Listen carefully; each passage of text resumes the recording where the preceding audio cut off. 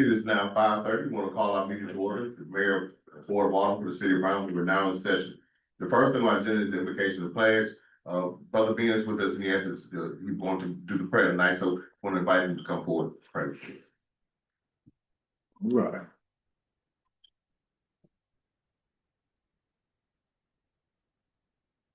Hello, Brother Ben. There. Before I pray, isn't it amazing to live in a city that you can open a board meeting by praying to the true Lord Jesus Christ?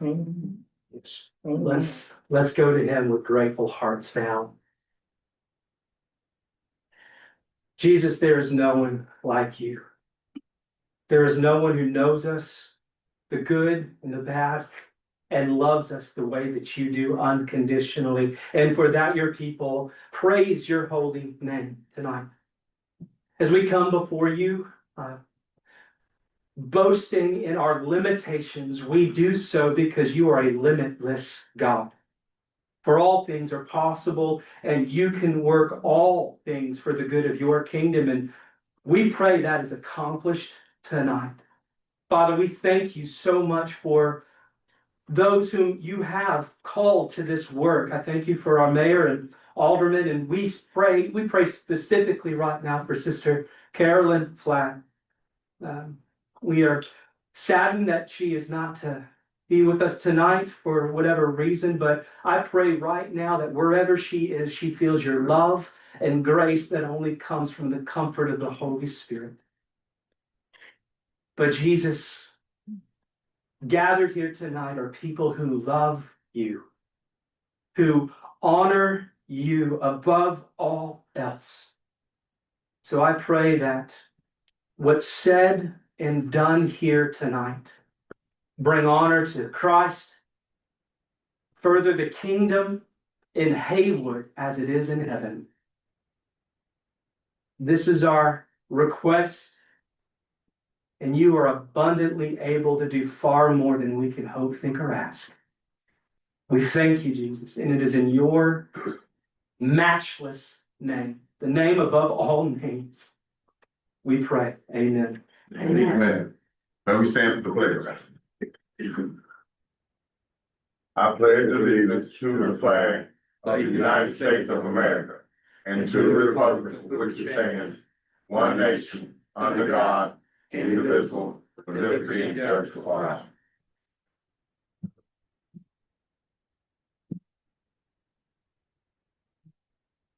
Next, we have the, well, first I want to make a request that we do an amendment to the agenda for the evening. We had some information that came before us today concerning the process with Mr. Jefferson. I'd like to add an action item for discussion. Ms. Flag is not here, Michael Banks is not here, but we do want to have it for discussion. Do I hear a motion to amend the agenda to add action item number 10? Motion, do I hear a second? Second. Been moved and properly second. Any discussion, concern? And then we'll call for the vote. All those in favor, let us know by sign of aye. Okay, add to the agenda. It's action item, but we'll see what we'll get when we get there. All right, approval of the minutes for the regular board meeting, November 11th, 2025. Are there any questions, concerns, or corrections from the alderman? Their motion to approve. Motion to approve. Do I hear a second? Yes, second. It's moved and second. Once again, are there any corrections? We'll accept the minutes as they've been presented. All in favor, let it know by sign of aye. Aye. Those opposed, nay. At this time, we have public comments, as we do with all our meetings. You have the opportunity to come forward to the public and this community. Limit your comments to 2 minutes on any agenda items on tonight's agenda. Are there any public comments? Okay, and none, we'll go to ordinance number 1046 on the second reading. On the second reading to ordinance number 1046, we have had this ordinance on our agenda for some time, but not had a lot of information or feedback from it until just recently. Mr. Charlie Tripp, this ordinance was proposed and came forward from the beer board to make an amendment to our current zoning ordinance on the off-premise beer sales. To limit the distance from church or school from 300 feet to 150 feet. So at this time, Mr. Tripp, you had something you want to say? I mean, this ordinance, this recommendation came from the beer board. All right. And thank you, Mayor and Alderman. And I want to apologize. I was supposed to be here in the November meeting and be quite honest, I forgot it. And left y'all high and dry, not knowing what we were proposing. But anyway, I'm Charlie Tripp. I'm here representing the city of Brownsville Beer Board. We are composed of three members, Stephen King, Linda Freeman, and myself. And all three of us highly recommend the passage of this amendment. These changes would affect only two locations. One is on Thomas and North McLemore, or Tibbs Road, as we all know it. It is the convenience store that was there. Two gentlemen have come before the planning commission, asking what would be needed to remodel that store and make it better than it ever was. That location, again, that is the church, the Brownsville Community MB Church, or the Brownsville Community Baptist Church, and it is within 300 feet distance. So it would make, right now, that store, convenience store, couldn't sell. The other location would be West Main and Wilson Avenue, which would be the Marathon store and the Brownsville Baptist Church. That would be the only two locations that this amendment would affect. Now, to kind of be fair, these two locations have been in business way before Brownsville legalized the sale of beer inside the city limits. I mean, it was just the adoption of the beer ordinance and the referendum on the vote, which overwhelmingly passed, was in 2007. And since that time, I don't think any of the concerns that were there at first, there's been no problems, no problems whatsoever caused from these locations selling beer. The reason we are recommending this amendment is we just feel it is really unfair to penalize the owners there or those locations while other locations are able to sell beer. It just puts them at a very disadvantage, and with those locations, we would have an increase in the tax revenue for the city of Brownsville. Actually, I don't think there would be any problem caused by the churches for the churches, or any detrimental effect for that change for the churches. Now, back that up by saying, y'all all know where the post office is on Anderson Avenue, and right beside that is the Citgo convenience store. And then just south of there is what we used to know as the old original Pizza Hut building. That building has been sold and converted to a church, and they had no problem being right next to the Citgo convenience store. And to be quite honest, if you could say it was 25 feet apart, you're probably stretching it. That's how close those two locations are, and it's not affecting that church one bit. That's just what I wanted to explain to y'all, so you kind of know why the beer board is recommending this change. And I appreciate your time. Thank you, Joe. Thank you. Okay, at this time, we are, of course, within the second reading of any ordinance. We now have the floor open for public comment. We'll close our session out. Now we're open for public comment specifically concerning this ordinance. Ordinance number 1046. Are there any public comments? Okay.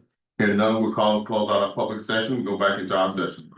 All right, we're here ordinance number 1046 on the second reading it's been recommended for approval from the beer board. Of course, we brought it before so we could get everybody's information, get all the information we could about this particular ordinance. That's why you see it before us again tonight. At this time, I'd like to entertain a motion for approval of ordinance number 1046 on the second reading. Do I hear a motion? I motion. I hear a motion. All right, do I hear a second?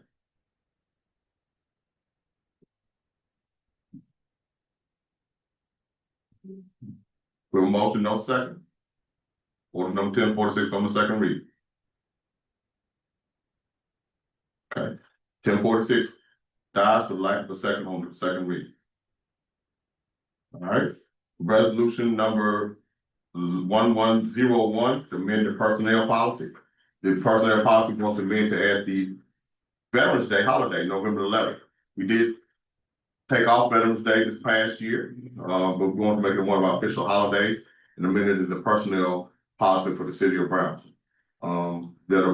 This is a paid holiday off for the following 13 holidays, and this is the one we added in honor of our veterans. So I think this is something we need. We had talked about it quite often, but we had now we have a resolution for it.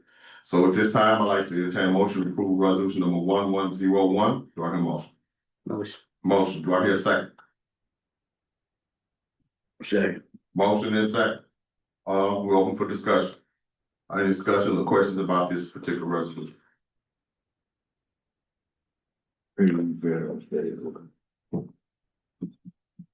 All right, if there hearing none, we'll call for the vote. All in favor, let it know by the sign of aye. Aye. Those opposed, nay. Resolution number 1102. This is a resolution for the city of Brownsville, Tennessee, to approve the purchase of a used fire truck. This fire truck is a 1994 Pierce E 8130 aerial truck for $45,000. Chief Sanders, Curtis went out and looked at this particular truck to do some changes. We have all the pressure tests, the ladder tests, and everything been done on this particular vehicle. This will beef up our fleet, will take us to where we need to go, in terms of compliance, by ISO ratings and things of that nature. Chief Sanders, you have anything you want to add? Sure. Yes, sir. We're coming here to ask for the approval to purchase this truck, but the truck we currently have is having problems, more consistent than not. So this is gonna solve the problem for us. Also, it solves the problem of like the wide street apartments that are 3 stories tall. So this helps us in that area. It's also a platform truck versus what we have as a ladder truck. It's safer for our guys. NFPA changed the requirements for fire apparatus in 1991. So our truck is older than that. So it doesn't have the upgraded safety standards that this truck will have. This truck will serve us several years until we can look at doing it. This is the biggest need at our department right now is a new aerial. This is not a new truck, but we did go check it out. We drove the truck, we operated the truck, we crawled all over it, inside, outside, looked through their maintenance records. It was actually taken back to Pierce, the original manufacturer of the truck. And they went through the truck and refurbished the truck. So although it's a 94, it's been upgraded to around 2006, I believe is when it was done at Pierce. So it's a good truck, excellent price. It's going to serve us well, and we're asking for approval to go to the fire department. Okay. All right. So what will it give us capability? Another wide street or what, 3 stories? Yeah. So So this truck is a 100-foot platform. So with it having a platform on it makes it safer. Also, the other thing is the stabilizers on it. Our stabilizers on our current truck, they kind of go out just a little and then go straight down, kind of at an angle. This truck goes out a little further with the stabilizers and then goes straight down. So that was one of the upgrades in NFPA 1991. So it's a safer truck, allows us to operate out of the bucket instead of climbing up and down the ladder. If we have to rescue anybody, we can put them in the platform and bring them down versus climbing down the ladder. So it solves that problem. It's just so many advantages to this truck versus what we have that'll allow us to step back, give us several years of operation out of a critical piece of equipment, and later on, maybe we can even replace it. But I also like to keep the old truck, if that's possible. We want to use it as a reserve. So we get credit from ISO for having a reserve apparatus. So my ultimate goal is to take our ISO rating from a 3 to a 2. And we're fairly close. So this addresses some of the points that we need to gain to get to that 2 rating. Currently in the state of Tennessee, there are 33 departments that have a class 3. There's probably 5 that have a class 1. There may be 10 that have a class 2. And we're probably 4 or 5 points from reaching that 2. And I've got other ideas and we're working on those right now to get those extra points to try to get us to that 2 rating, which in turn lowers homeowners' insurance policies. And so this is just one step in towards reaching that goal. Right, and I know we've talked about this for over several years about replacing the aerial truck. We knew the ladder truck was the biggest need. We also knew the price tag was huge. We were trying to apply for grants and things of that nature, to subsidize the purchase of the equipment. So this is a good compromise, I feel. It's not a spur of the moment purchase, but like you said, we've been looking for a while. We found this truck and wanted to go see it, just based on the pictures and the information. We couldn't believe the price of it. So we went there and we checked the truck out. We talked with the department. And they really want this truck to go to somebody that can use it versus somebody that's just gonna sit it aside and let it not be used. And we have a need for it and we can use it and it will serve us well. And that's really what they wanted to go to. They were excited about us coming and they really want us to have it. And that's what we're looking for approval for. So like I said, the Wide Street Apartments and, we have two hotel projects potentially come to Brownsville. Okay. All right, no other questions, we'll see where we go with this one. All right, at this time, I'd like to entertain a motion to approve resolution number 1102, the approval of purchase of a used fire truck. Do I hear a motion to approve? Motion to approve 1102. Do I hear a second? So second. Second. All right, any questions, concerns about resolution number 1102? And now we'll call for the vote. All in favor, let it know by sign of aye. Those opposed, nay. Thank you.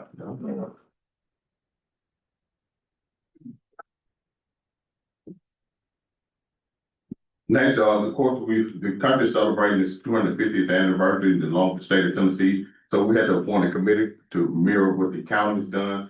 Tonight, I'd like to ask for approval to appoint Ms. Crystal Matthews, Mr. Brad Bishop, and Ms. Chantel Rucker, who is our intern, to our bicentennial committee. This committee, there's some grant funding available for the community to plan these events out as they go forward. So it's a collaborative effort between the city and the county. And I think that's the Haywood Heritage Society. At this time, I'd like to entertain a motion to approve the appointees, Ms. Crystal Matthews, Brad Bishop, and Chantel Rucker to this committee. Do I hear a motion? Do I hear a second? Yes. All right, we have a motion and a second. All right, any questions or concerns? Put you on there. We can now, we can't alternate people out, just, If you got a problem, I'm I'll yield my seat to you in a minute. I think they'll do well. Okay, so we just had the next, but I do see it being a more collaborative effort than just the name in this paper. There's been some other people said they were interested in helping, so, and of course, Ms. Flag wants to help, but we said we're gonna give her a break on this one. Yeah. All right, so if we move to proper second, all those in favor, let it know by the sign of aye. Aye. Those opposed, nay. Brownsville Housing Authority, has requested a reappointment of Mr. Robert Haynes to the Brownsville Housing Authority. I think he serves as the chairman of that particular board. So this is a request that's been made. So at this time, I'd like to entertain a motion that we reappoint Mr. Robert Haynes to the Brownsville Housing Authority. Do I hear a motion? Move to appoint Robert Haynes. Motion, do I hear a second? I'll second, sir. Been moved and properly second. All right. So at this time, any questions, concerns? Hearing none, we'll call for the vote. All in favor, let it know by the sign of aye. Aye. Those opposed, nay. All right. Moving right along this evening, okay? All right, then this is item we added for, this action item we added for discussion for this evening, the property on East Jefferson Street. The property is in the question is 14 East Jefferson Street. Of course, we looked at this property, we've been talking about this for a while.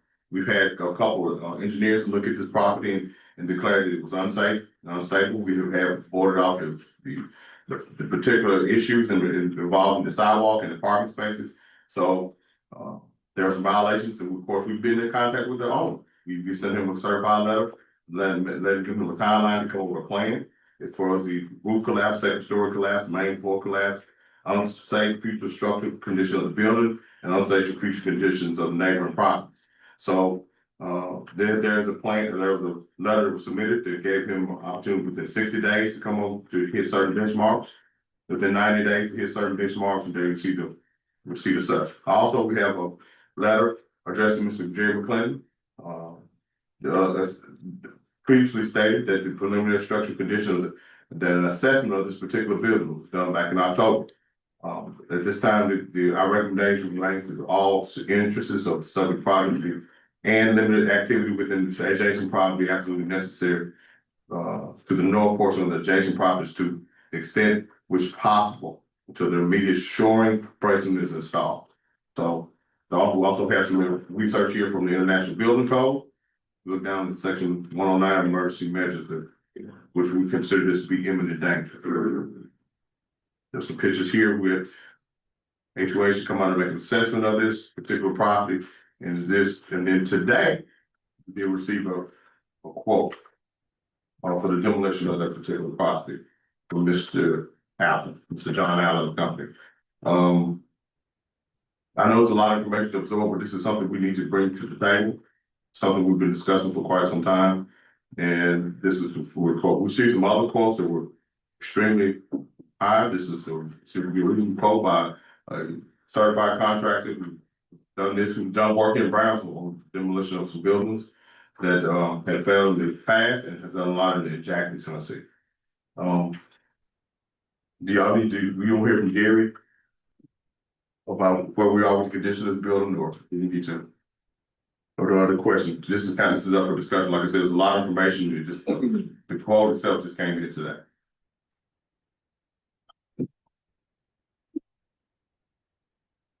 First of all, I want to apologize for throwing this at the agenda last minute. We did get numbers today, but over the last couple of weeks, that building has shifted again. It has collapsed even more. At this point, we should have all the neighboring buildings ordered, be vacant. Fortunately, they are. So, but at this time, like I said, it's past. I don't know, we're in the middle of the hot seat now. If the building code clearly states what we gotta do, we have a company that's looked at it, John H. Allen. We've had a couple of look at it. On one of his back copies, he was talking about just how treacherous this building is, just them trying to get upstairs and look at it. So with that being said, the reason this is being added, within a couple of weeks, we have to get this thing started. But on just the process of taking this down, you still have to be concerned with the buildings next door to us. I made him include, as he looked at this building, when he took that other one down, they're gonna seal the other walls, and like I said, I can go into any detailed question you ask, but that number is looking to be 175, 599. I know this is last minute, but if we don't make immediate, well, the city has to react according to the code, but this building fixing to come down, and we don't want it to take half that block with it. So I'd be glad to answer any questions, anything you have on it.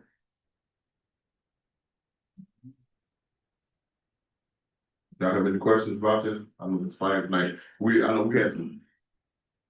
We did kind of send a certified letter to the property owner note, and you know, as we had discussed earlier on Bishop about the legality of it. My attorney Banks is not here, but we wanted to make the property owner responsible for this, but there hasn't been any response, and there was a timeline set in the recommendations from the engineer and in the certified letter sent to him that he pass those deadlines. So here we are. Yeah. And Mayor, if I could. Yes, sir. Please. So I guess my concern is you got a guy that comes in and buys a building, don't know what to go for.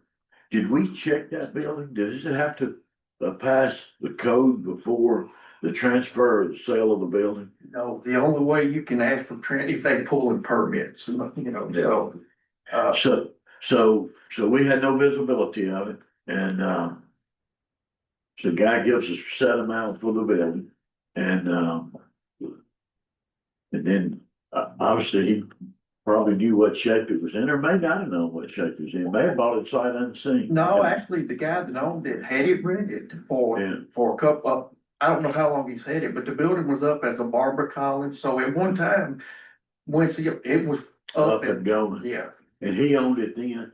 I don't know how long this guy had it, but I know it wasn't very long ago that it was up and running as a bar. So he didn't buy it tore up. I know that. So, I mean, just my concern is that now then they can't find a renter. Obviously, it's got in such bad shape for the renter, and then all of a sudden, you know, the city's on the hook for 3, 4, 5, 6 times the amount that he paid for the bill because his investment's gone back. And then we have no recourse. Yes, well, I mean, our recourse, you can do anything with him sue against his other properties. That's a total different issue of where we at now. So unfortunately, the building code says that once you have an imminent danger, the city must, even before your legal authority does their transaction, if it's a threat, imminent danger to this, unfortunately, your municipality is the one that tax we do have to act about the building code because it's a life safety issue. It's no longer a money issue. And if y'all got copies of the building code, it's pretty clear. We must take immediate action once we have a letter stating that it's in imminent danger, even if we hadn't even contacted our legal services at that time. It's So- just a catch. So it just goes along, we just go along here for 2 or 3 years and the building's been in. I mean, maybe the building should have been condemned 4 or 5 years ago, you think? I mean, it ain't getting that bad a shape overnight, I guess. So my point is why hadn't we been doing, inspections on the buildings? How many more do we have in this shape? I mean, So we spent $175,000 today and we get that building fixed. We got no recourse. Taxpayers will have a lien probably on this guy's property and on a blank lot for $175,000. Then we go right down the street over here next week and we repair this person's building. And then taxpayers got another, either a building that we got too much money in. So from the legal aspect of it, I was just wondering, kind of what recourse we have, because we're not into managing the real estate and providing maintenance and, on private property. And I know we have codes and we have, I'm struggling though, you see what I'm saying? You get where I'm coming from? I'm struggling with this, and I'm just saying, where does this end,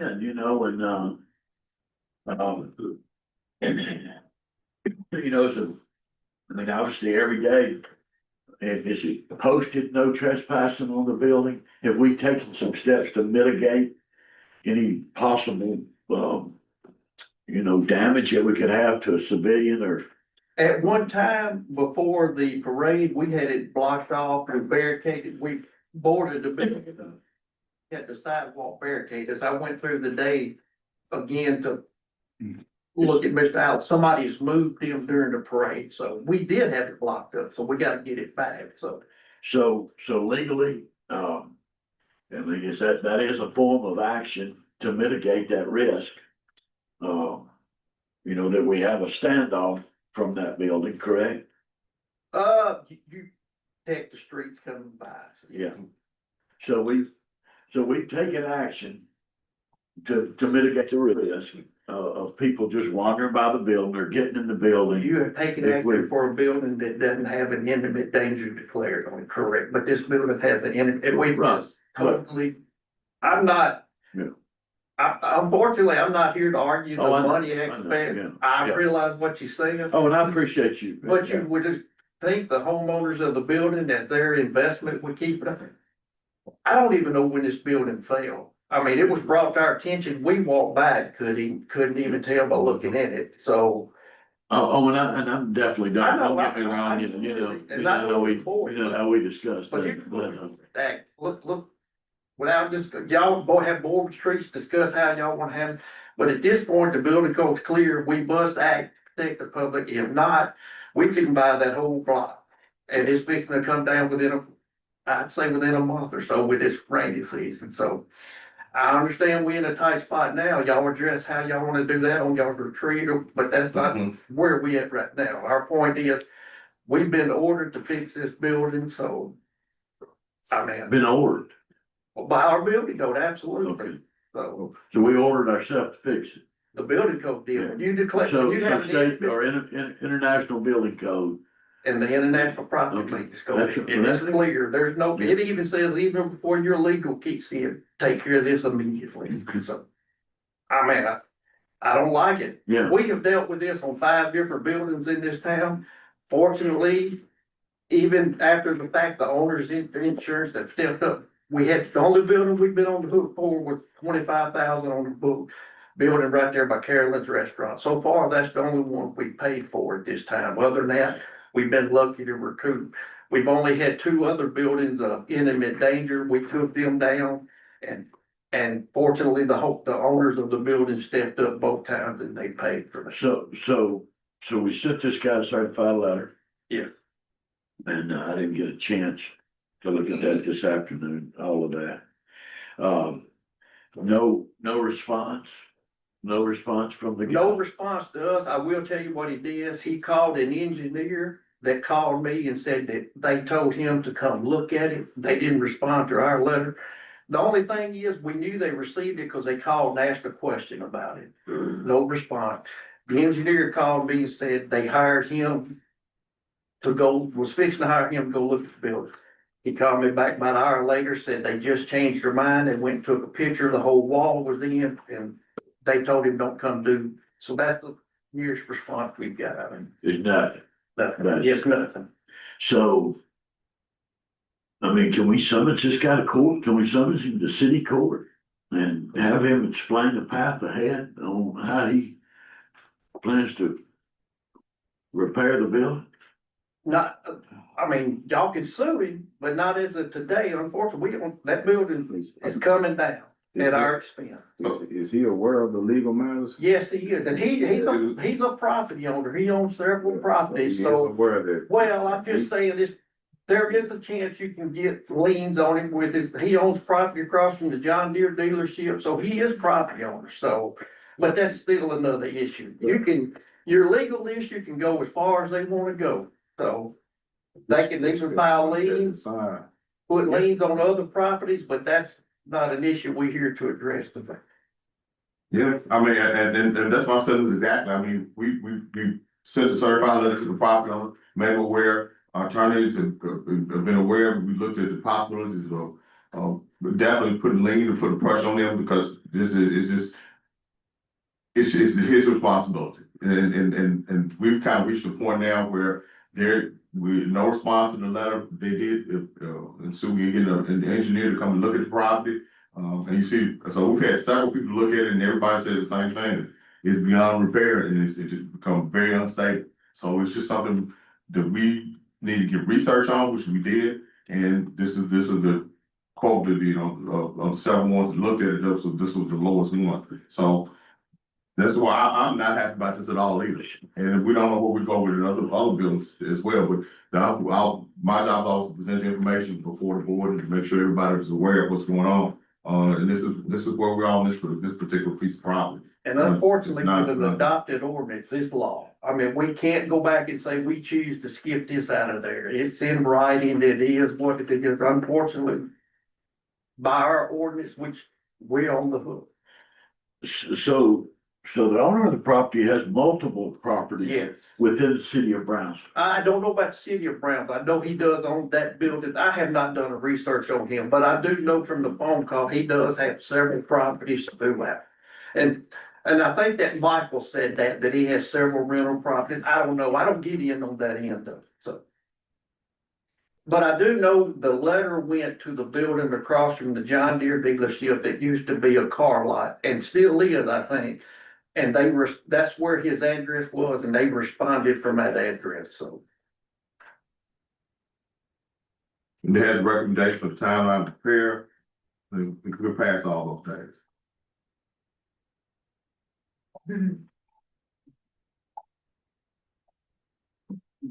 What's the pleasure of the board? We want to, I'm in no hurry to spend this money, but this is something been going on since early October. And here we are again in December. So, What shape is the other buildings? We never looked in there. Well, Michael Banks owns the building to the right. Okay. We actually did ask Michael Saxon to let us look in the building to the left. I mean, we wasn't in there doing structural evaluation, but we we're seeing if the other building was showing any damage and, I mean, As far as the shape, I mean, it's not collapsing. I mean, they could rent it out today if they wanted to, if that says anything. So, we didn't do a inspection, formal inspection on the building next door? Could be a possibility when you tear it down. Well, anytime you do those buildings, that's absolutely a very well possibility. You just, Yeah. that's why the letter that he addressed that this building is extremely unstable, they realize that, they gonna take, they can't guarantee that the building is gonna fall either. He's aware of that. But they gonna have to take a lot of that brick by, I mean, it ain't like you can just go knock it down. This is gonna be a very tedious, they gotta backfill, they gotta put coping on it, keep from damaging the other buildings. They won't just go in there and start knocking it down without, I don't know. Yeah, and he has all that in the proposal. With the specs that you have in front of you, Mr. John Allen. I agree on the fine, I mean, I don't.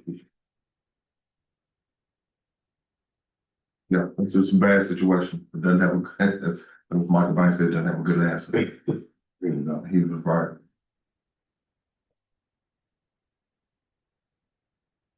But we do have to take legal matters, we do have to take action on this. Because it's in our hand now, right? unfortunately, the building, and I've called the state legal just to kind of address, and also the ICC. The code's pretty clear, and I don't mean this to be barking up here, but the building code says you must act, whether you have legal authority to keep them. So it's just telling, it's taking the politics out of it. They telling us to act. So, That's right. What about that, building on South Washington? all right, that building unfortunately has had letters to go out to it. Is it imminent danger? It is not. If it was, we'd be having, it is not. At the moment, I'm not saying that it wouldn't be with the roof open, all that intake, very well, Yeah. but no, it is not. It's a matter of time.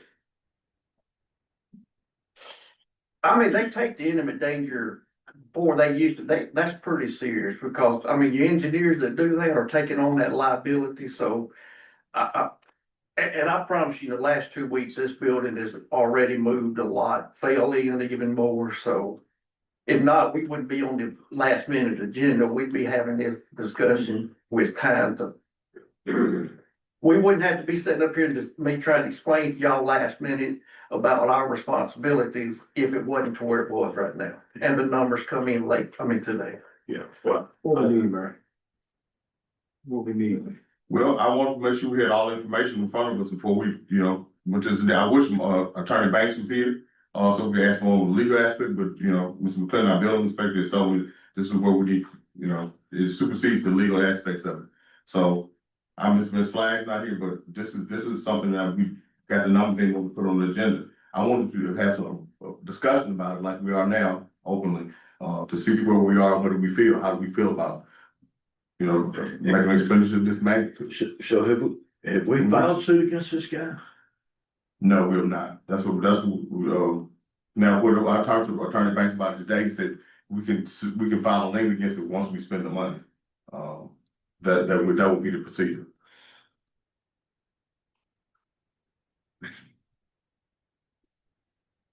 I mean, once you file a lien, get judgment, if he's got property, you can go after. We can go after But those. like I said, that's another issue. I'm ready to take action on it because I don't want a homeless person or anybody to walk into that building and then collapse on it because our homeless people are increasing in Brownsville. I don't want nobody walking or no little kid walking in that building and that building collapse on somebody. No, just got my finger crossed that we can get our money back. Yes. All right, so are you making a motion to make an approval on this? I'm making a motion. All right, do I hear a second? Do I hear a second? Second. I All right. believe y'all, this just to read, so Can you'll we- have a copy of what's going on. Any further discussion? Okay, you got We that, got okay. that, we got that call. Any further discussion on this particular matter All or any information that you need to go further? Well, I mean, yeah, I won't legal advice on this building. Okay. I do too. I mean, we've asked for that, what our options are, so. Yeah. So, I mean, I don't know if that requires them, but what that would require, a call meeting or what it would require, but, I second to leave it on the table out there, but I'm not inclined to vote for that, when I think, that legally I don't know all the answers to that. I mean, I understand imminent danger and I understand, somebody's opinion of that. Yeah. There's a lot of different opinions out there. I mean, I guess the standard is the standard, but, just having not had a whole lot of time to look at this, I'm really concerned that, we're opening up Pandora's box and we start moving from one building to the next building, and I look at all these people out here, these are all taxpayers, Absolutely. people we represent, and I don't think they try to get into property business, No, we're not. The other especially guy on wanna give us the Hawaii. property, we don't want Yeah. to, the other guy want to give us the property for it to Washington, we don't, that's not the plan. So we do have a motion and a second on the floor, we are now in the discussion process. Do we want to? What I hear you saying, all the Bishop, is you like more information, all the people, what I hear you saying is you figure we need to take action to make sure we move forward. Tyler, do you have any comments or questions? About this, No? I'm gonna go to this with that. Okay. All right. So with that, we can do two things. We can vote it up or down here tonight. We can also think about if we want to not vote tonight, but have a call meeting with more information. I don't, from a legal aspect, I think we've gone down that road. It's just a matter of what you want to do tonight. So I'll rescind my second Okay. and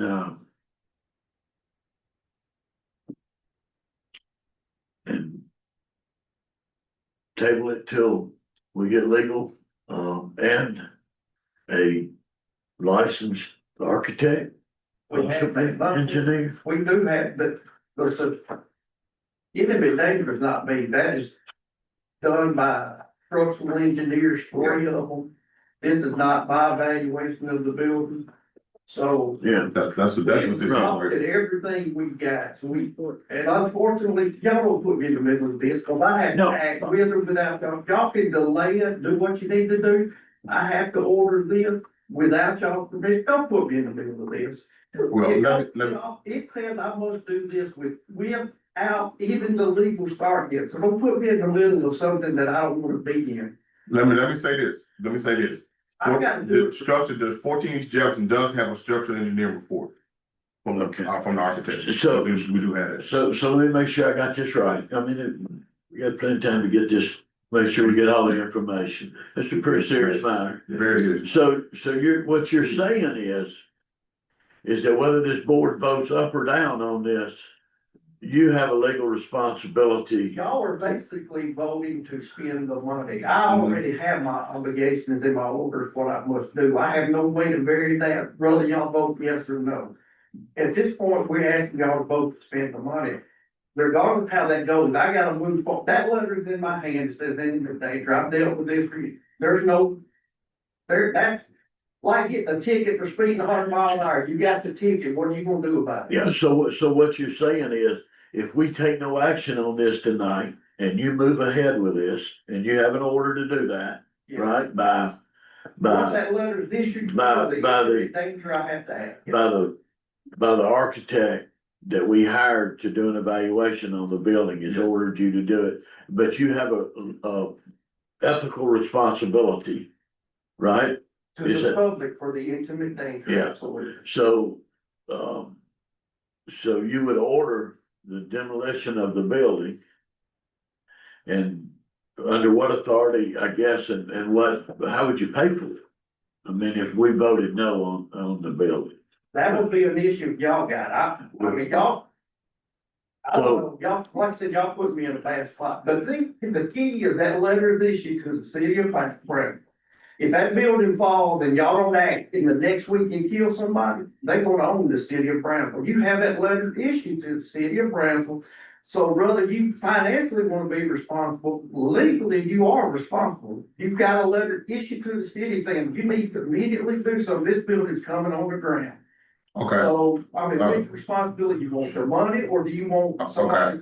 so we have taken certain steps by blocking the sidewalk and street, and the buildings both adjacent to are both vacant. So that takes care of one part, but the structural part of it could do damage to other buildings that are adjacent to it. So we'll have his proposal before us tonight to make the allocation to do the demolition of this building by, and with the, based on the recommendation from the structural engineer. So that's what we're going on. All, like, these were just the city of Brownsville, but all this came across Jerry's, building inspector on our commercial side. So, all the Bishop, you were sending your second. Well, We are, I'm not rescinding my second. I recant that. I'm not, I know, hey, I guess information's important, you Yeah, know, yes, it and, is. I wanna make the right decision. I know we have an obligation to the people. I know we have an obligation to the adjacent building, yes, but I know we have an obligation to our taxpayers, Yes. citizens that don't have anything to do with this particular piece of property, and, Yeah. and that's where I'm a little hung up. I am too. But I think what I'm hearing, I think I'm hearing it pretty clear is that we do have legal recourse and we can come back in,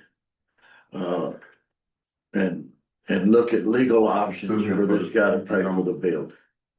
Yes, Yeah, I mean, we've had this before. I know we had it over here with this building. The county, Franklin Smith got involved with that building back some time ago. We made that parking lot when that one fell. There's gonna be more instances of this. and, If we let these buildings get in such bad shape like this, and I wanna look possibly to prevent that. yes, Prior to coming in here one day and saying we gotta pay $175,000 to tear down some dude's building, we don't even know who it is. yeah. I agree. I mean, there's some measures that, we're talking to Mr. Merrill about that we'll address in the coming year to better, but right now we got this one on the table. So my second stands. We have a motion in a second. Any other further discussion? Okay, at this time we'll call for the vote. All in favor, let it know by the sign of aye. Alright, Uh, All right, opposed, nay. All right. no, I don't like it. I don't like it. I don't like that. I ain't got a lot. All right. Next, we have, a community development report from Ms. Crystal Matthews. Are there any questions regarding the community development report? I do have, one of those with the multimodal, we're down to one, signature. And the engineer has been reaching out to him, and I think we're about to wrap that up so we can go ahead and get everything submitted to TDOT. Before the holidays. Also with the home grant, if Mr. Mayor want to elaborate more on the Scott Street, it was held December 4th. But it's gonna be rescheduled, being that it was quietly under bid, and like I said, Mr. Mayor can elaborate more on that. I think you covered it. We want to make sure the property owners, get the repairs and necessary, as we pull down funding from the grant fund, GHD land. I believe now Mercer Road coming. Just Almost. Mercer Road, Mercer Road. that's what you said, we got one more signature. One more. We did have That opportunity. is Mercer. Yeah, but we did have opportunity to pay, collaboration with the state to pay Marshall Road, of course, got Anderson done. And now we do have a couple more to do. We will continue to finish out Anderson Avenue in the spring this year. It's already been bidded out, so we're locked in price on our Anderson Avenue, the money we set aside in our budget for that payment. Anything else on the community development? All right, next we have the financial management report, Mr. Chair Baxter. Any questions concerning the revenue and expenditures for the month of November? You know, where we gonna get the $175,000? I have a budget amendment that will come out of fund balance. Approved, as well as the $45,000 for the truck. Fire truck. Okay, so, We got amendments, Budget amendments, yes. During the packet. okay. public safety financial management report, so. I'd like to entertain a motion to approve the report and we take the minutes. So, but Still here, second. That's second. Then the questions concerns. And we approve, I'd like to entertain a vote to we approve this financial management report. All in favor, let me know by the sign of aye. Aye. Those opposed, nay. All right, now, let's talk about the amendment. So what, we do have an amendment, I think, in our package for the fire Fire truck. truck for $45,000, it will come out of fund balance. As well as an amendment for $175,000, excuse me, $175,599. Will come out of fund balance as well. Okay. All right, you hear the amendments that have been presented, I'd like to entertain a motion to approve the financial budget amendments that's presented. Do I hear a motion? so, but Do I hear a second? Second. Been moving properly second. Any questions, concerns? And then we'll call the vote. All in favor, let it know by the sign of aye. Aye. Those opposed, nay. Next we have, my marriage report. It's been a pretty busy season as always this year. We had the luncheon, at Hayward High School and we got a chance to tour the Fab Lab again. The four did make contributions to with the 3D printers, and all the equipment and stuff that goes into that. It's a really new beginning. So we have opportunity to visit the Fab Lab. It's something you really want to see, something we've talked about and wanted in our community. We see in other schools before it makes this possible. So we're super proud of the work that Madison's doing an excellent job. This Fab Lab is located in the main building, because I thought it would be in the CTE building, but they wanted in the main building because it has more practical uses, props for plays, 3D printers, ornaments, anything you can think of. These kids will get an opportunity to put their hands-on experience. So thank you for it, and to the school system at Madison, the CTE program. All right. We did 2 turkey giveaways. One of them was the smoked turkey giveaway, the Darren cooked smoked turkeys for, and we're able to distribute to people. And then we also had the Steve Harvey giveaway. The Steve Harvey giveaway with the turkeys that we did every year. We were able to distribute those gift cards for the turkeys. All right. Then the CP had their Thanksgiving luncheon. That go by and show them support for there, where they actually fix plates for residents in the community. I think they distribute over 200 plates, lunches for people throughout the community as they do every year. So thank you again to the NAACP and for their community engagement. The Carolyn on Jefferson Street was a success again this year with several different choirs. I attended on Sunday, with acapella group, a youth group, and of course the Hayward High School's honors choir. They did an excellent job. It was very well received, and there was a really good opportunity to participate and engage the community during this holiday season. Leadership Haywood. Do we have anybody from Leadership Haywood here tonight? Could y'all stand, please? Just.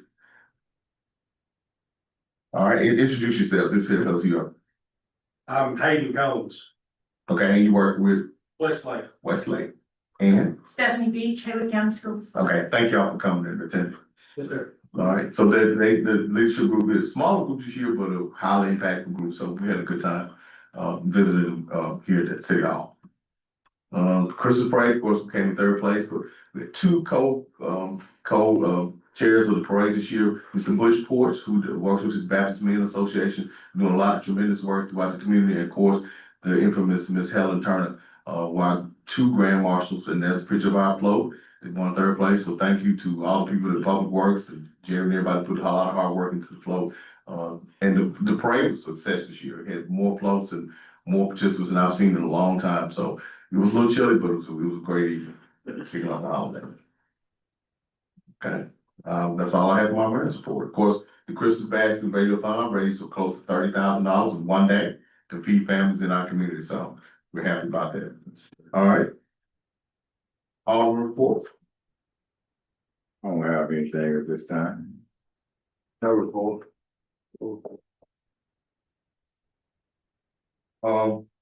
Any department reports?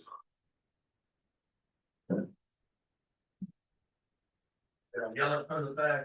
I think we'll wait till the very end. All right. All right, Merry Christmas. Merry Christmas. So what about Tom? Tom Moore, did you have something you want to report? Oh, okay. Okay. Well, good evening. Good evening. Just wanted to say that, you know, we did get approved for $250,000 for a downtown improvement grant. We had about 15 businesses interested. We'll have to take, official applications sometime in January. And, you know, that number may go down because they have to sign a 5-year fallback agreement stating, you know, that they won't sell the building if they take the grant. And, so we've got that going on. We've got a downtown redevelopment study going that we got a grant from USDA for $45,000 that I'm excited about. Hopefully we can address some of these concerns, you know, for empty buildings and things that we have going on. Excuse me. And also we have a program going called Downtown Dollars that Ford has helped us with, sponsor that we're actually able to give visitors $10 coupons that basically gives them incentives to go into our stores and shop. And I just got a text saying that the store had $120 worth that they needed redeemed back in. So I was pleased with that. So we've got quite a bit going on, and just want to say thank you to the city for your support and for everything that you do for Main Street. So a lot going on. Okay. Thank you. Appreciate you. All right, any other announcements? And I think Darren, you had something you want to say? Sure. Oh, hello. I never get to come up. Gotcha. I always go blank when I start speaking, so bear with me, this is a brief. So we've been. It's not necessarily department business, and not necessarily direct my city business, but they get approval, and I would call it borderline city business. When you're not on Facebook, it's hard to announce anything and get the word out, and I'm not on Facebook. I think I have no Facebook, I know that's bizarre. But with that, I'd like to officially announce that I'm gonna run for county commission. District 6, position 1, currently held by Lane Carlton, old school buddy of mine. No animosity there. So spread the word, tell somebody. I know probably not anybody from District 6 around here other than me. But just keep me in your thoughts and prayers. We've had a lot of discussion at home. And my wife finally, after so many years, acquiesced. And here we go. See what happens. Thank you, guys. All right, man. Congratulations. All right, there are no other announcements. We want to wish everybody a safe and holiday season. The weather's will get cold, but thank you all for attending. Have a good evening. Oh, yeah, now you need a motion to adjourn. Do I get a motion to adjourn? Make motion. Do I get a second? All right, all in favor, get up and go home.